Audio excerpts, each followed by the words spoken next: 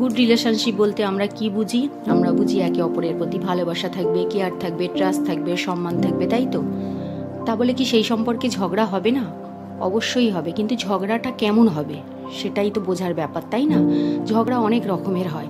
কোনো কোনো ঝগড়া তো মানুষকে বিচ্ছেদ পর্যন্ত পৌঁছে দেয়, কিন্তু গুড রিলেশনে এইরকম ঝগড়া কোনো সময় করা উচিত নয়। আমাদের যখন দুজনের মধ্যে ঝগড়া হবে তখন সেটা লিমিটের মধ্যে থাকবে। আমরা কথা লিমিটের মধ্যে বলবো। কেউ কাউকে এত বড় কথা বলবো না যে কারোর কথাটা গিয়ে মনে লাগুক। যখন ঝগড়া হবে তখন দুজনের পরিবারের মানুষগুলোকে নিয়ে বড় বড় কথা বলবো না, তাদেরকে এর মধ্যে ইনভলভই করবো না।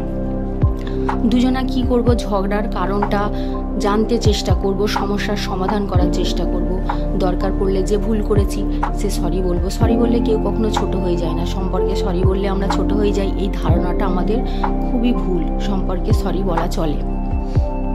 আর এই ঝগড়ার মধ্যে কোনোদিনই থার্ড পার্সনকে আমরা আসতে দেবো না। আমরা খুব মনে করি যে থার্ড পার্সন কেউ আমাদের মীমাংসা করে দেয়, এগুলো সম্ভব নয়।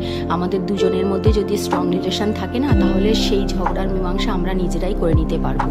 আর ঝগড়া করে বেশি দিন কথা বলবো না, ইগনোর করবো, এগুলো করতে নেই। এগুলো করলে কী হবে, দূরত্ব বাড়তে বাড়তে গুরুত্ব কমে যাবে। ঝগড়া হবে, একটু মান অভিমান হবে, এগুলো সামান্য। এইগুলো হলে কি হবে, আমাদের সম্পর্ক কিন্তু স্ট্রং হবে। কিন্তু ঝগড়া বলে এই নয় যে এমন কিছু পরিস্থিতি তৈরি করা যাতে বিচ্ছেদ এসে যায়। অর্থাৎ সম্পর্কে ভালোবাসাও থাকবে, অল্প ঝগড়াও থাকবে। সেটাই হচ্ছে গুড রিলেশন, আর সেটা আমাদের রিলেশনকে স্ট্রং করে।